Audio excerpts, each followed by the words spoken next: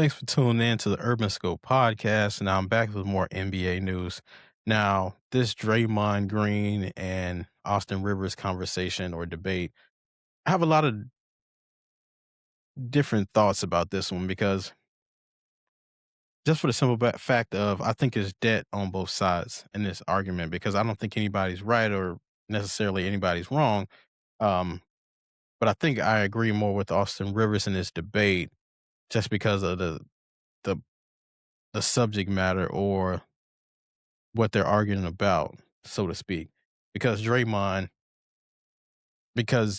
said that, Steve Kerr hindered his career or kind of stunted his growth, while Austin Rivers was saying that he, helped you a lot because of the pieces they put around him, the different moments that he put him in to be a star because Draymond is known for more of a defensive player and rather offensive player. But Draymond saying that he could have been a better offensive player because he was a better offensive player in college and high school and so forth. Now, the debate comes around for me um, about being, just being satisfied with what you have because somebody made a great point the other day. I think it was Cam and Mace on It Is What It Is was saying, you've had great players like two of the best scorers of all time or shooters of all time, and Steph Curry and Klay Thompson. And then eventually you guys had Kevin Durant for, I believe, 3 or 4 years. So what kind of plays were they going to call for Draymond? Well, they could have got him a lot of open looks because you have all those players that demand double teams for the most part. So he could have had open shots and could have made those shots. And he's had great moments. Like in the playoffs, he had that 32-point game, which they unfortunately lost in that game seven, which was a very hard breaker for them and for fans watching it because they let, the Cavs come back from a, 3-1 lead, 3-1 deficit. Just a amazing playoffs to watch and made LeBron even more legendary than he already was at the time and pretty much cemented him even more. But I think this conversation has a lot to do with for one of the impacts is the infatuation with stats over the last decade or so. People think you're a great player just because you can average 20 points, because you can score, put points on the board. They're not thinking about totality of a game and the impact of a game.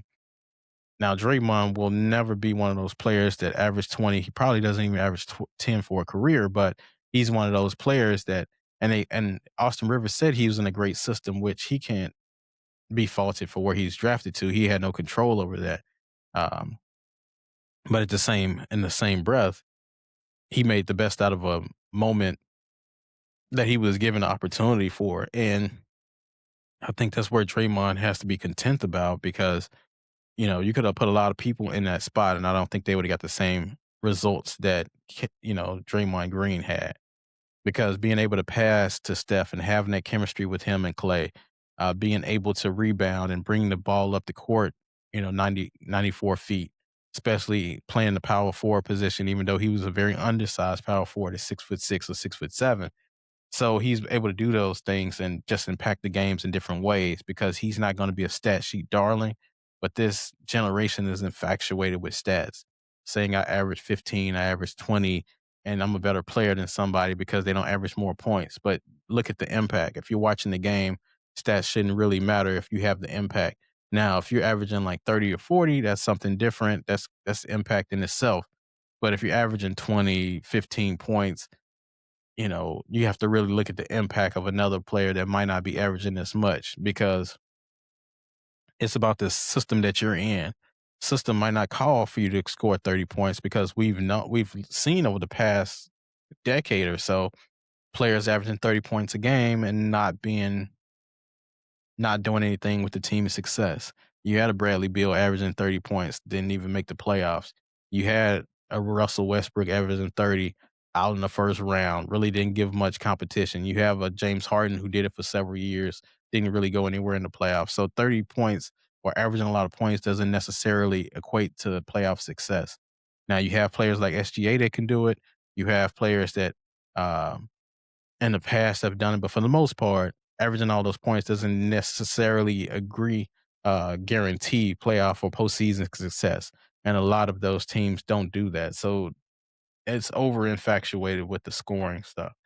But I do think Austin Rivers was defending a fellow coach when he defended Steve Kerr, i.e., what his father is a coach as well. So I think he's defending that right.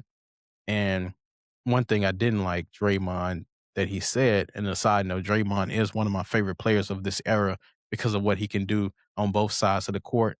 But mostly what he does defensively is an undersized power forward and how he can annoy those bigger players that he has to play pause and what he does for the game and just the impact he has and how he's underappreciated and underrepresented in the media.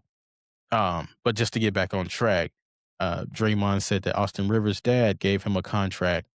So when I saw that, I was like, that's not really a knock for me. That's like a plus because other races and cultures and ethnicities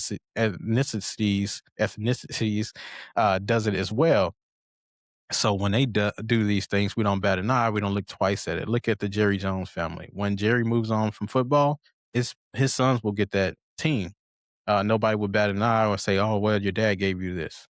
It's just a part of the system. It's nepotism at its finest. But if other people are doing it, I don't understand why us as a community have any right or have any say so in just downgrading another brother for doing what the system is doing anyway.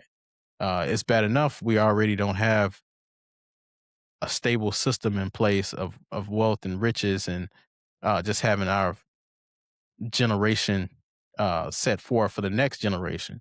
But if you're in position like a Doc Rivers was and can help your son get more money, even though they've proven that other players that did less than Austin Rivers got more money than him anyway. I don't see what the complaint is. Now, if you're trying to use that as a knock, it's a bad knock to use for Draymond to say that because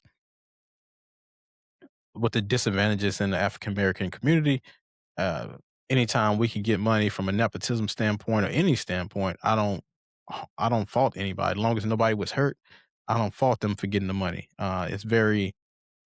It's a bad look for Draymond to say that, especially in this era. But then he flipped around and said, "Well, I wish I can give my son a contract like that growing up." It's very hypocritical. It's very off-putting. But I don't think that was a good argument for Draymond, especially when we've seen a whole culture of people doing this stuff, and um, it shouldn't be no different from us if we can do it. So I don't have any problems with Doc Rivers giving his son money if that's what he did. Oh well. So it's just part of the course. But I do think Draymond is not taking accountability for his growth because, like Austin Rivers said, there's a lot of times when Draymond is open, he'll miss a shot. So if you wanted to be seen as a shooter, you have to show that shooting prowess. You have to show that you can make the shot because people are going to leave you open and dare you to shoot because they know it's not a high chance that you can make them. And I believe he's shooting around a 29-30% three-point shooting clip. But he has had the opportunities. But as a power forward, he should be down on the block anyway for the most part. But his game is so different that he can be versatile in that way and athletic in that way. But um, I just I just think that he has to take some accountability. And I think knowing Draymond from outside looking in, that he's just trying to make headlines for his podcast because I don't think he really thinks this stuff. But it is a bad look when you talk about Steve Kerr and he's trying to get a new deal. Fortunately, he was able to get a new deal because I think he will have Steph Curry for the next 2 years and he might have Draymond for the next two, and they'll find some more pieces. And they have Jimmy Butler coming back off injury. So they think they have those things going, and think they want to keep that chemistry. But it's a bad look if you're trying to put down your coach at the expense of yourself and your podcast, um, because it just doesn't look good for anybody, for yourself, and it doesn't look good for Steve Kerr. So I think there's a lot of things that are wrong here, but I don't have an issue with Austin Austin Rivers's clapback, or I don't think there was wrong with a lot of what Draymond Green said. But at the same time, you have to take accountability for what you didn't do in your career. Steve Kerr can't be in the gym shooting for you. So tell me your thoughts about Austin Rivers and Draymond Green beef. Until next time, I'll see you next time.